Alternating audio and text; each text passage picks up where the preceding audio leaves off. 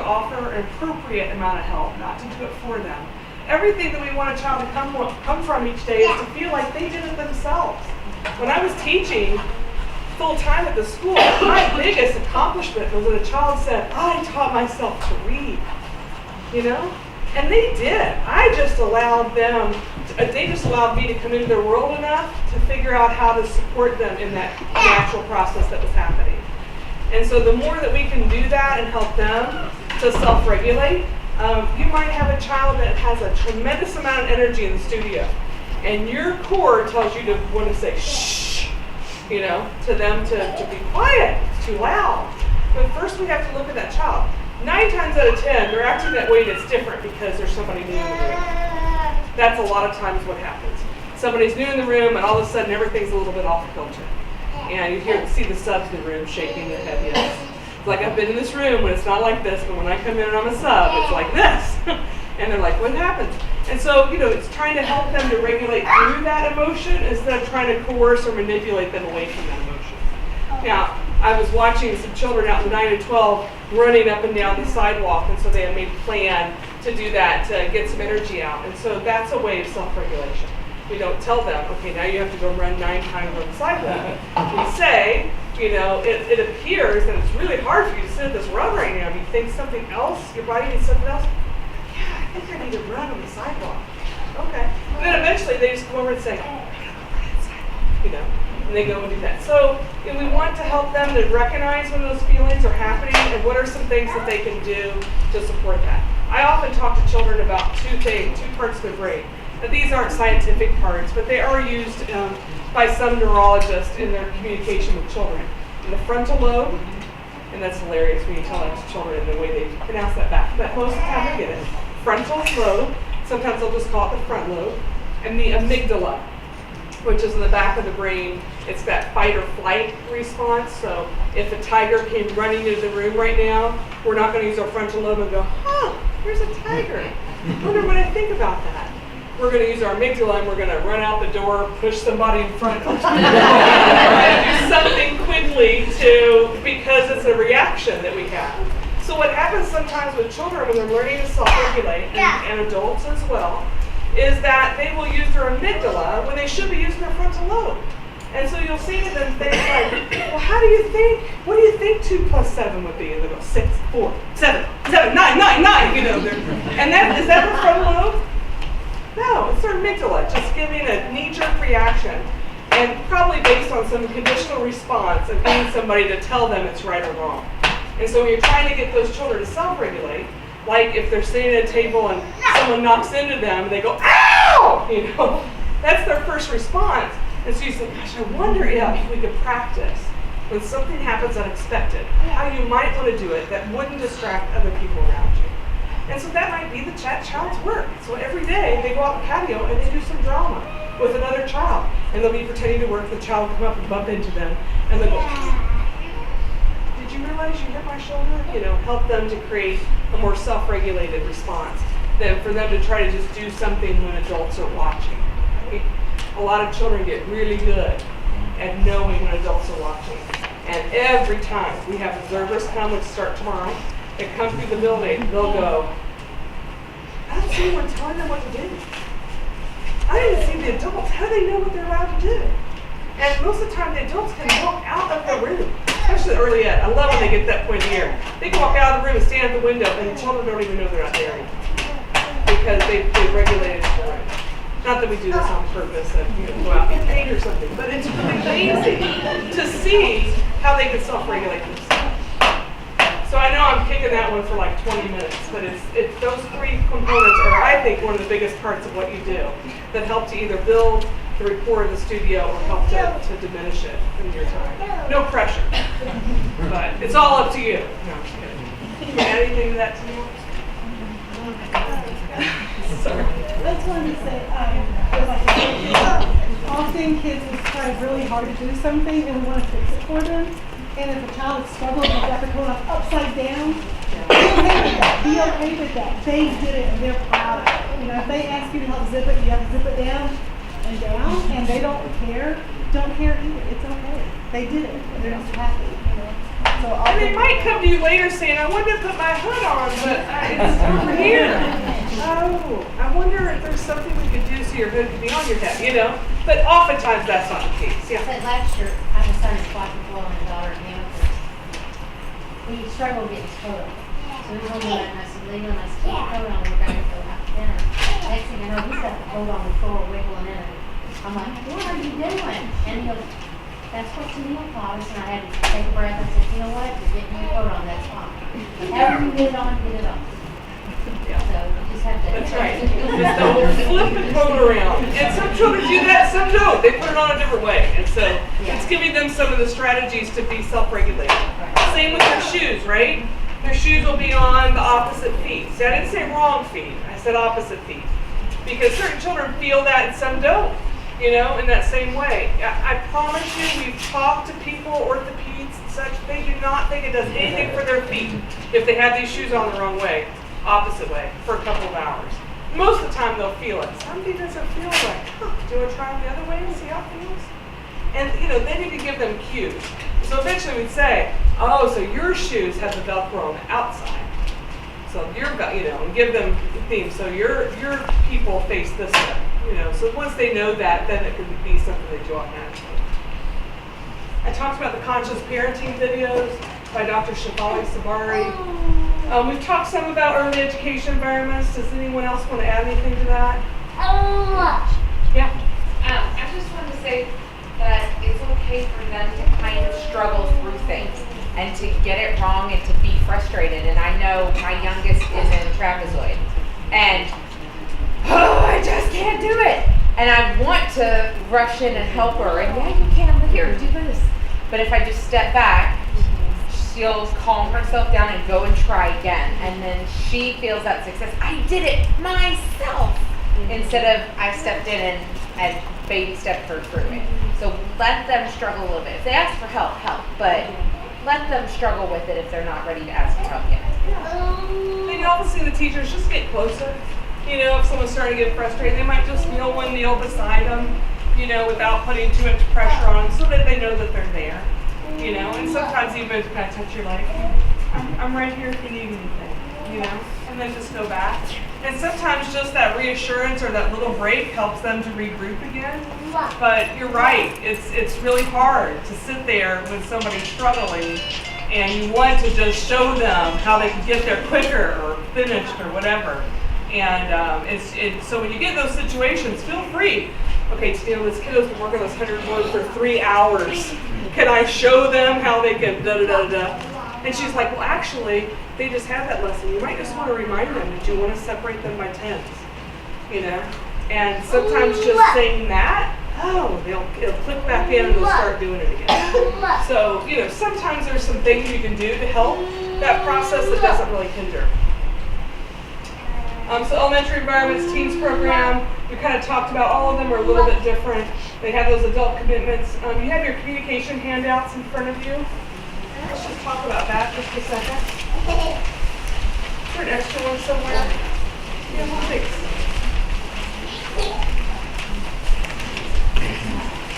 So the first column there on the left, those are the things we hope sticks with you tonight. The encourage, validate feelings. You heard me say that earlier. It looks like you're really angry right now. Your face is turning red. You know, and just sitting with them with it. Empowering them. You know, did you want to go ask that child if they want help from you? Did you want to see if they wanted to have snack with you? Listening. You know, when a child becomes frustrated or even happy, they just want to be heard. And we all have to stay really conscious with that too, because as you can see, when you're in a studio, teachers are busy and trying to, you know, sometimes they have to like, okay, this child's talking to me, I'm going to put all my attention here right now and turn that switch on. So just really listening. Questions instead of answers. I don't know, what do you think? You know, child comes up to you, is Santa Claus real? Jesse said Santa Claus isn't real. Is it real? You're going to tell us the truth, right? Okay, first of all, you don't ever have to tell that answer to that question. You can always say, you know, some families celebrate Santa Claus, some families don't. It just depends on the family. But is it real? Well, it depends on the family, what they celebrate. So some people, like, well, you go home and talk to your family, see if your family celebrates. So we don't have to give them all the answers. We can help to make them feel confident in the next part of that. Respond with caring, prove you care. I hear you. You're really upset. Down the teens program, I get it. You're frustrated right now. I want you to know that I hear you and I'm right here.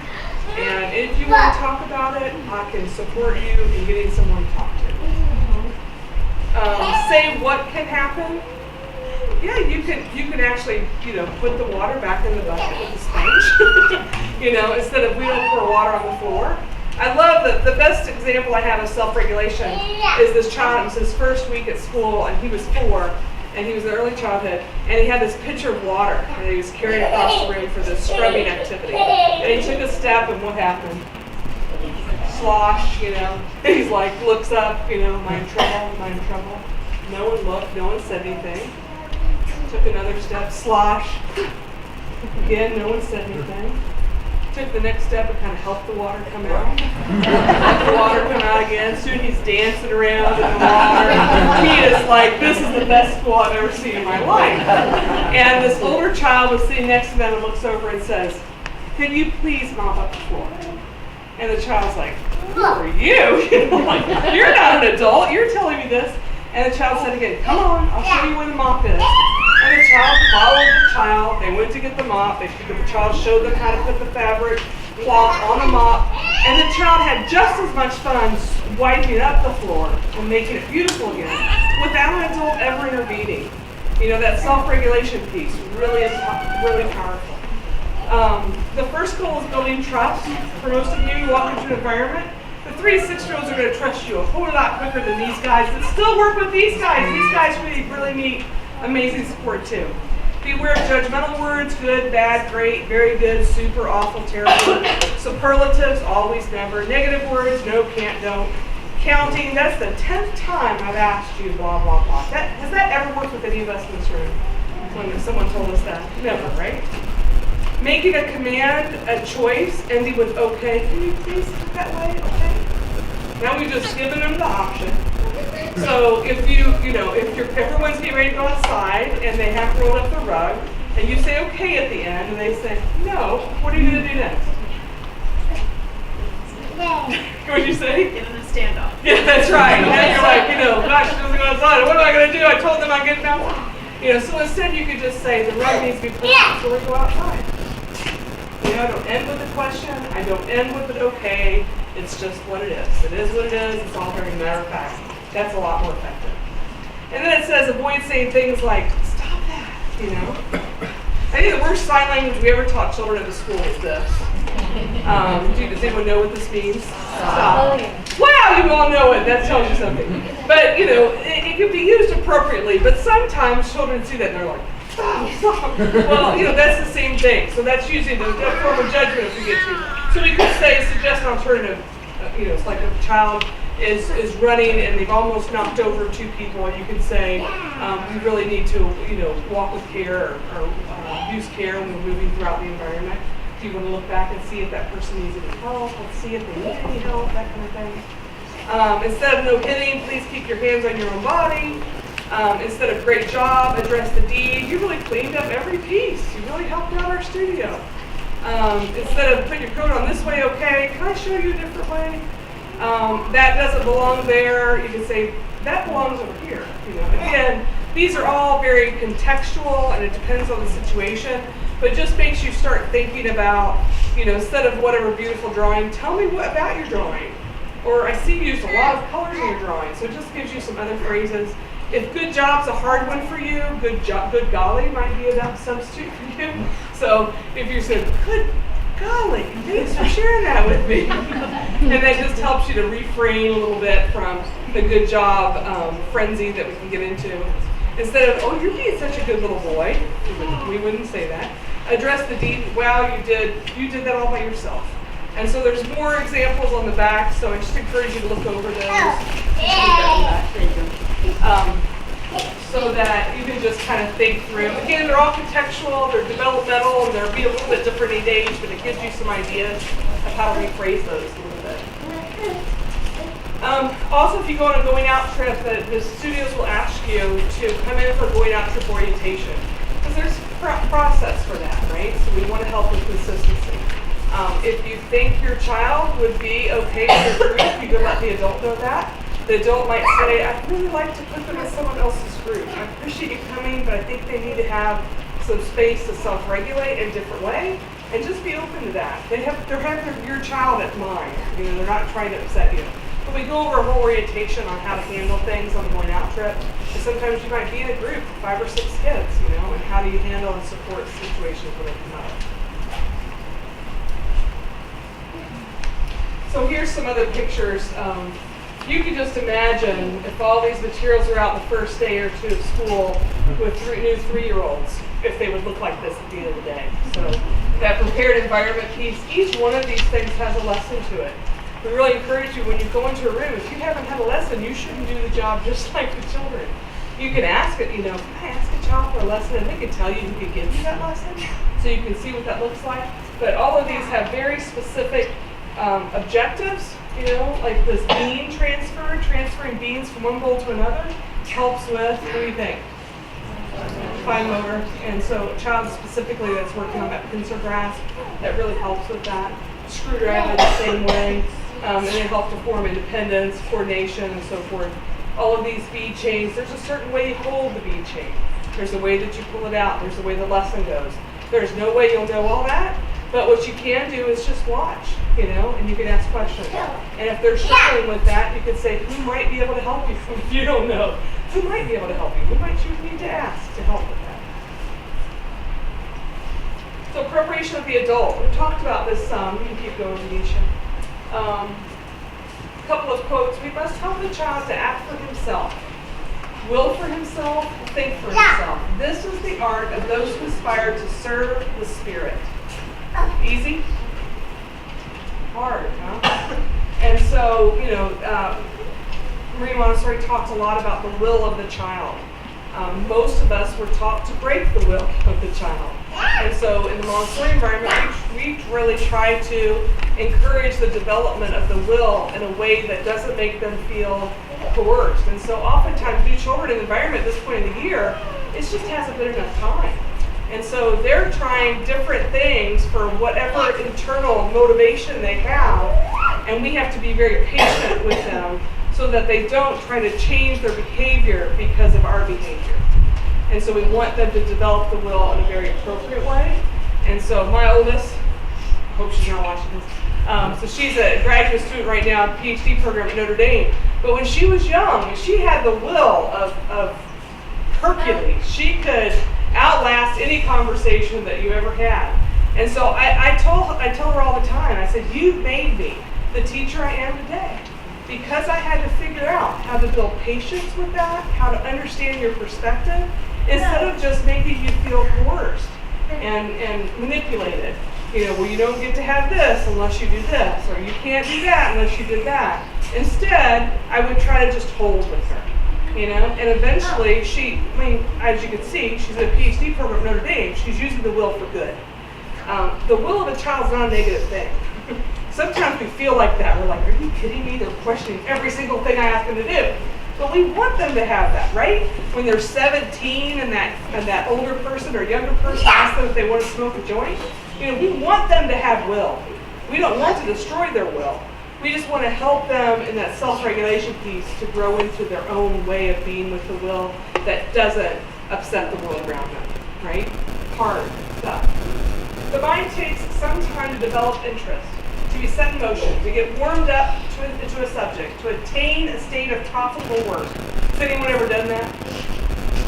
You're in work or you're at home and you're in the middle of a project and it takes you a while to get there, and all of a sudden you're like, you're there, and you're right dead middle of this and you're ready to go, and then someone walks in and says, you gotta go pick up so-and-so, it's time for them to be picked up, and you're like, I'm right here. This happens to children dozens of times a day. We just don't think about it the same way. So she says, if If at this time there's interruption, not only is a period of profitable work lost, but the interruption produces an unpleasant sensation, which is identical to fatigue. Because you ever done that? Like you're in the middle of this, you're in the motion of it, you're interrupted, now you're like, oh, it's work again. You can't get back into that again. Or your child's in there and they've got this whole thing happening. And you walk in and you go, oh, look what you're doing. And then they're like, Mom, I'm hungry. Mom, I want to sit in your lap. Mom, will you come to the book with me? You're like, what happened? You know, it changes the whole motion of that. Now it's become, sometimes it makes it become work again. So Dr. Montessori said that. So some of the adult supports, some of which we've already talked about, helping first hindering. Help me with this. What might that look like?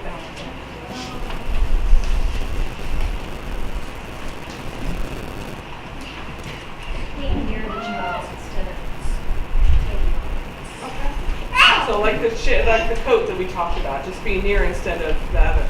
You know, if you start helping them putting on their coat every day, what do they do at the start of the coat putting on process? That's right. All of a sudden they need something.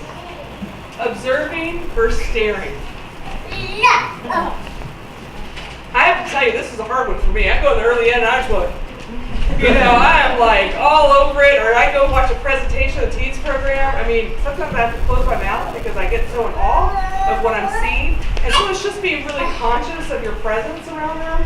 For some children and teens, that really draws them off, you know. They're just like, I don't, you know, you're weird, you know, like I don't even like what you're doing. And you're just sitting there in the moment with them, but really just trying to observe. Sometimes you have to keep looking around. You know, you're like checking this out, but you're trying not to be staring at them. Yes, Kate. I'm melted to the ground. I'm sorry. Oh. Observing, in my mind, has more of a purpose, Yeah. whereas staring is more of a reaction. There you go. To the situation. Yeah. So you're observing and you're trying to figure out if I'm going to go help, if like I intervene, am I going to be a help, am I going to be a hindrance? That's more observing, whereas staring is more reactionary, so that means trying to Talking versus nagging. Does anyone nag their children in this room? When does it switch? When does it switch from talking to nagging? What do you think that criteria is? I don't know. You can usually tell by their reaction. By their reaction. Nagging, they'll tell you. Yeah. Right. Yeah. By their either non-verbally or verbally. Right? Yeah. What, someone else said something? I just asked my mom and she said, when that happened. Oh. Yeah, oftentimes if we just watch the reaction, you know, I call it the Charlie Brown syndrome, right? You know, wah, wah, wah, wah, wah, you know. Like all of a sudden they are tuned out from what we're saying. And so it's trying to reset that again and seeing if we can't, again, get them to process what it was that we were talking about. I'm sorry. You know, I love to say I'm sorry to a young person when I know that I've gone over that line. My oldest daughter might not think I did it enough, but I did do it a lot. And anyway, I would say to, you know, I'm like, I'm sorry. I just kept repeating that, and you told me you weren't ready to talk about it. Can we have a reset? You know, do you want to do it now, or you want to do it a few minutes from now? I have several teams, but one thing I found that's helpful in trying to avoid nagging is to say what you gotta say and walk away. Just say it once. Because especially with really sensitive teens, if you nag them and they don't hear you and all of a sudden you're the worst person I've ever existed. I have an autistic teen and we have a signal for each other. If I have an issue with him, we're texting back and forth, we have an agreement. If he sends the emoji that has no mouth and a kiss, that means stop talking to me, but I still then I respond right back and I will not cross that line. If he tells me I can't handle what you're saying to me right now, I'm emotional, there are some issues there, I got you. And most of us can feel it, even if we're not on the autism spectrum Right. or have an emotional. We're like, we know. Like, You know. don't shut this down. I Yeah. can't do this anymore. You can imagine if you locked your keys to your car and your husband or spouse or partner is going, why in the world didn't you touch your keys first? Why didn't you leave a second? You know, like you can imagine, like he would not feel like that was cool. But sometimes we do that to children when we just keep, because in our mind we're trying to be efficient or whatever it is, and we really need to watch what the reaction is. Encouragement first praise. So we really try not to say good job. We try not to give them something where they feel like they have to come to us for some level of acceptance. And so we could encourage and we could celebrate. And those are things that we do frequently. We just try not to make it step over that line, and that line's different for lots of different people. We try not to step over that line where they feel like they have to show us everything. And I'll say, families will say, well, how will I know if I went too far? Well, what happened next? They're like, oh yeah, they did. Like every single time we made tacos, they were like, Mom, is this pretty? Is this a good taco? Is this a good taco? Like, what did I say? And so, if they don't want to make the taco, do you just want to put the beef on, and then we can put the lettuce on together, or whatever, so we can try to encourage it. If a child finishes that 100 board, 100 tiles, 1 to 100, and they're like, look, I did it. I'm gonna mirror what they show, right? You did it. How did it feel? It looks like you're really happy. Did it take you a long time or a short time? Short time. How long do you think? Oh, cool. Thanks for sharing that with me. Now this just shows I'm celebrating. 9 times out of 10, that child's not going to feel like they have to say that to me every time. Because I kept the celebration with them, I just mirrored it. I get it. If I told each one of you, I had $1 million if you got up here and danced in front of this group. Many of you, how many would be takers? Okay. So what happens if I don't have $1 million? Will you still do it? All right, get on. So we try to think about, if we keep increasing the bar, yes, I agree, extrinsic motivation can be effective, especially in a short-term way. I've never seen it effective in a long-term way. And I know there's different philosophies, won't get into all that right now, but we really just encourage that you just try to focus on the encouragement part instead of the praise part. Does that make sense? Listening versus being heard. So you're talking to a child, you're like, yeah, Is that child being heard right now? I'm just acting like I'm listening, but I'm really just going through the motions.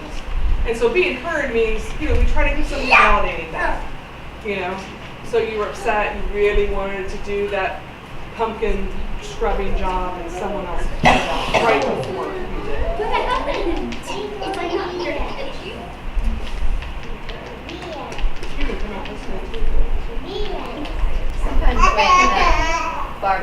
Sometimes when I've done reading with my kids, I'll throw in something that's completely nothing to do with what we're reading about to see if they're still paying attention. And they use that as they really focus really hard. I'll say something like, and then the chicken took off, or something like that. And they'll go, no. And they'll be doing their best to realize I'm listening to you, you need to listen to me, let's reciprocate this conversation. So that there's not just Yeah. It's hard sometimes because you're in the middle of 1,000 thoughts. Yeah. And they can see it before you ever see it, right? Oh yeah. It's a spousal trick too. That's what? It's a spousal trick too. Yeah. We'll talk later. Gaining respect versus demanding respect. That's sometimes hard for new subs or volunteers in the building. They're like, I would have never talked to an adult that way. Well, that's judgy, so let's be cautious with that. We don't know why this young person felt the reason to do that. It doesn't mean it's okay. But if you try to go right into demanding, are you ever going to earn the trust of that child? It's questionable. So that's when you get the adults involved. If something happens, instead of reacting to it, I'm going to have to process what I think about that. I'm going to go ask Danielle what maybe we should talk further about it. And not, I'm going to go talk to me. Or I'm going to call Barbara if you don't stop. You just really try to not make that the story, because that does not support self-regulation. That supports fear to overcome those situations. Normative culture versus social rules. So normative culture sometimes is what starts happening in a setting or an environment, and it really isn't what you meant to have happen. So sometimes you're a sub and the children say, yeah, we always do da-da-da-da-da. And the teacher over here is like, but in their mind, or they perceived or they saw one child or a child do that, and all of a sudden that was the new rule. And it really isn't the thing at all. The social situation is much different than that. So always feel free to ask if you're not sure of what that looks like. Teens too, they're like, yeah, we can always go out to the pond, 17 of us, and have lunch by ourselves, And gosh, I just don't know the process, so let me check. Anna's laughing. They're really great teams, aren't they? And you're going to say, I don't really know the process for that. Let's ask so-and-so when they get back. Good rule of thumb is if somebody's coming up to you saying, can I do, or can we go, and you don't know,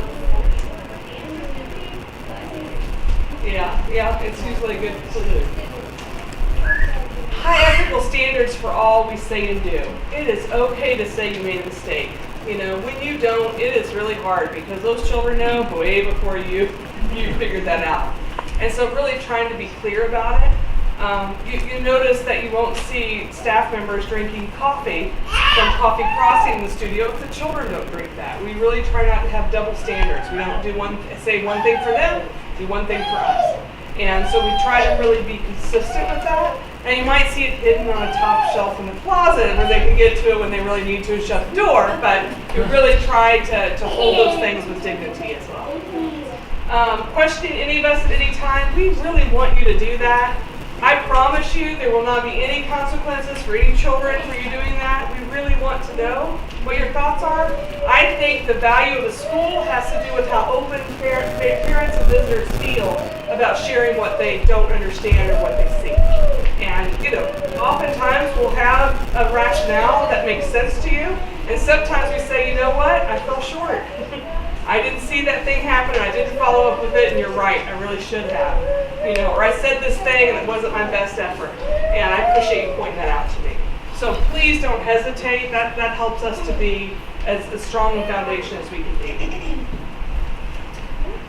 Preparing to break down the room, we talked about coming in with an open mind, especially if you're in an environment you've never been in before. Your child's 3 to 6, you're 7 to 9 to 12, and so you're trying to not see them as what you remember 9 to 12-year-olds like, right?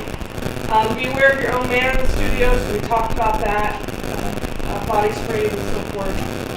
Keeping children and teens safe really is your number one priority over everything else. And so supporting them physically, emotionally, always spacing and overseeing. It's a hard one. It's a hard one for new teachers as well as it is new subs and parents. When you're in the room, and this is the room, I try to keep my back to the wall so my body's always facing the whole room. So if I go over and talk to Tennille like this, I don't see anything else is going on, right? If I talk to Tennille like this, now I can open up and I can still see most of the studio, So it's just things like that really safety thing. You never have to. I had one of the subs this year communicate. They overheard a conversation that a team was having that really got that team some support that they really needed. So don't hesitate. It doesn't matter how stupid or little or not little you think it is. Please don't hesitate to communicate to us about it. Have a working understanding of those adult commitments that we talked about. Ask for specific things you can do, especially people that like to be efficient. They're like, I just feel like I walked around all day. I didn't know what to do. Like the adult in there that doesn't always think from your point of view. They don't always know if you want to do something or if that's going to be intimidating. So just say, I would love to do whatever you feel like I'm ready to do. They'll be like, great. I'll teach you Ice Fire. I'll help you to choral read with these 3 children, which means you read at the same time. And so they can give you some specific skills that make you feel more efficient and effective while you're there too.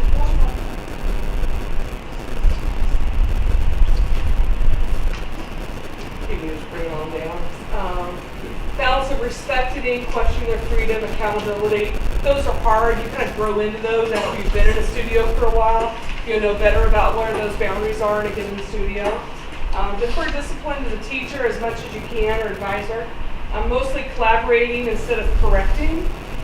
So again, even if a child, you don't know the development, you don't know where that child is in the sequence of learning, and so they're writing words with movable letters, and they write cat, K-A-T, and you're like, I can't let them do that. I'm a sub, I'm a studio assistant today. Please don't correct. Them, you can always ask the teacher or let them know that's something that you saw, but you can just thank them for sharing it with you. You don't have to say, oh, that's right, or ooh, that's not right. You can just say thank you. And it's a key word, and then if you want to share that later with the teacher, you can do that as well. Direct versus indirect support, we talked about that too. How can you indirectly support a child with going over and fixing it for them, like asking a question, I see that you did that part. I wonder what's different between this part. I didn't remember Algebra 2 at all when my daughter was taking it. And I asked more questions like that got her through and passed, she's taking PhD level statistics courses now. But I would just say, well, what's the difference between how you answered this one and what you're struggling with here? And she goes, well, I got it, forget it. I'm like, phew. I don't know what to say next. But just giving them that indirect support sometimes helps them move forward. Communicate any concerns to the teacher in the studio. Provide consistency and ask lots of questions. We are always good with that. So resources that you have, we talked about communication hits. We talked about checking out books from MySpace. Many of the studios have libraries too, so feel free to ask them as well.